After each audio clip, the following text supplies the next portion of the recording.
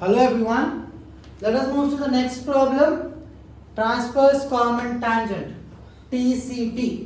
तो यहाँ पे देखिए गिवन इक्वेशन अपन S1 ले लेंगे x square plus y square minus 4x minus 10y plus 28 is equals to 0 और S2 ले लेंगे x square plus y square plus 4x minus 6y plus 4 is equals to 0। तो C1 क्या आता है अपने को यहाँ पे 2 और 5 आता, 2,5।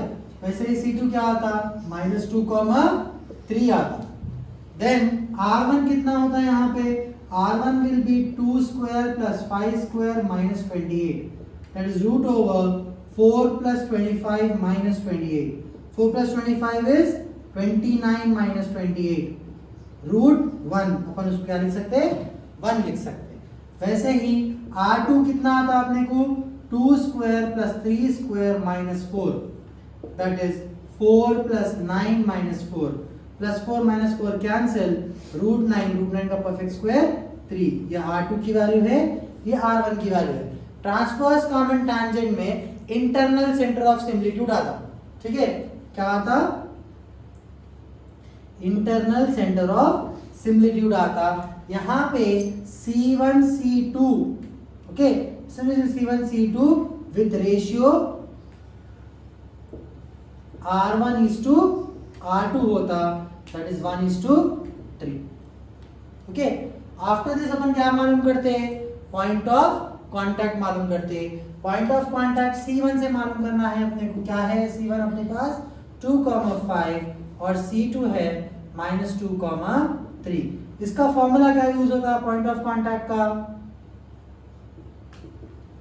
mx2 plus nx1 by m plus n, my2 plus ny1 by m plus n। जहां पे ये x1 y1 है, ये x2 y2 है और ये वाला जो है m is to n है अपने पास, ठीक है। तो सब्स्टिट्यूट कर लीजिए, 1 into -2 plus 3 into 2 by 1 plus 3, comma 1 into 3 plus 3 into 5 by 1 plus 3। ये अपना पॉइंट ऑफ कांटेक्ट आ रहा। What is the value here, -2 plus 6, that will be -2 plus 6 by 4, comma 3 plus 3 5 are 15, 3 plus 15 by 4, that is how much, 4 by 4, comma 18 by 4, 4 one time, 4 one time will give you 1, 2 2s are 2 9s are 9 by 2। ये आपका क्या आ गया, point of contact आ गया।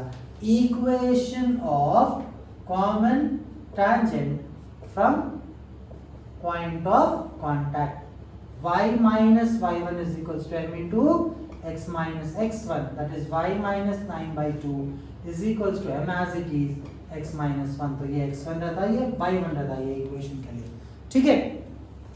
तो 2 multiply करिए, 2y minus 9 by 2 is equals to mx minus m, ये 2 उधर multiply हो जाता, 2y minus 9 is equals to 2mx minus 2m। Send these terms to the right hand side, 2mx minus 2y minus 2m plus 9 is equals to 0। तो अपन ये equation को equation star बना लेंगे, ये अपना इक्वेशन 1, ओके। ये अपने पास लाइन आ गया। इसके बाद क्या करते हैं अपन, perpendicular distance is equals to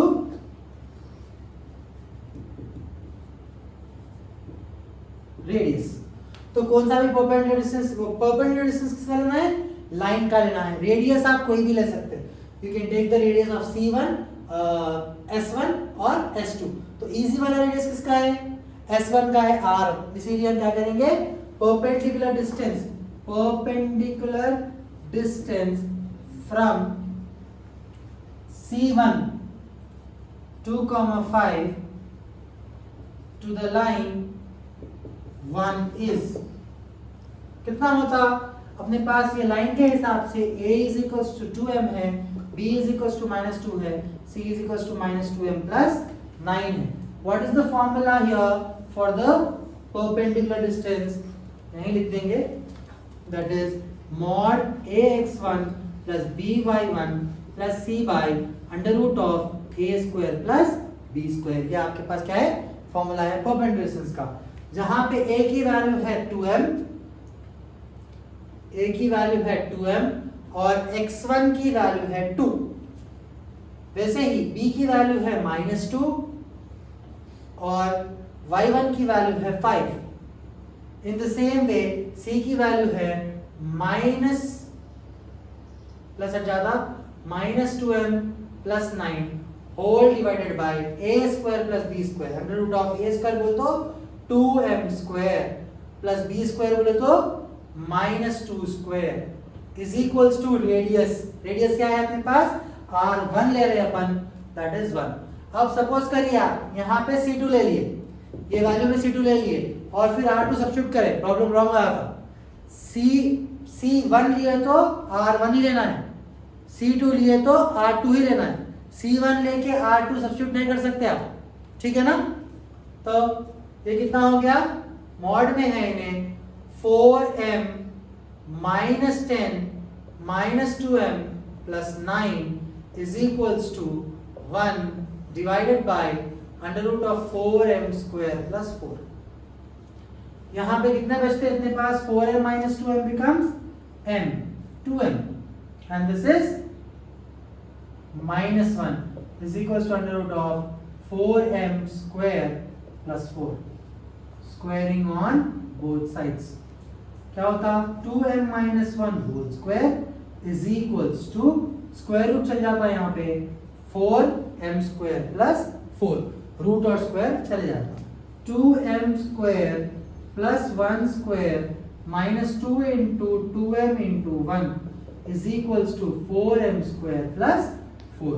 क्या बच गया, 4m square plus 1 minus 4m is equals to 4m square plus 4। 4m square gets cancelled here, क्या बच गया अपने पास, minus 4m is equals to 4 minus 1 minus 4m is equals to 3, m is equals to minus 3 by 4 and m is equals to 0 because quadratic equation है, m के दो value चाहिए, एक तो m स्क्वायर कैंसिल होने की वजह से अपन क्या ले लेना, m is equals to 0, दूसरा वैल्यू लेना m is equals to minus 3 by 4। Further क्या करना है, दो m के वैल्यूज आ गए, दो केसेस अपन को क्या करना, स्टार इक्वेशन में सब्स्टिट्यूट करना। हो गया, अभी थोड़े स्टेप्स बाकी है।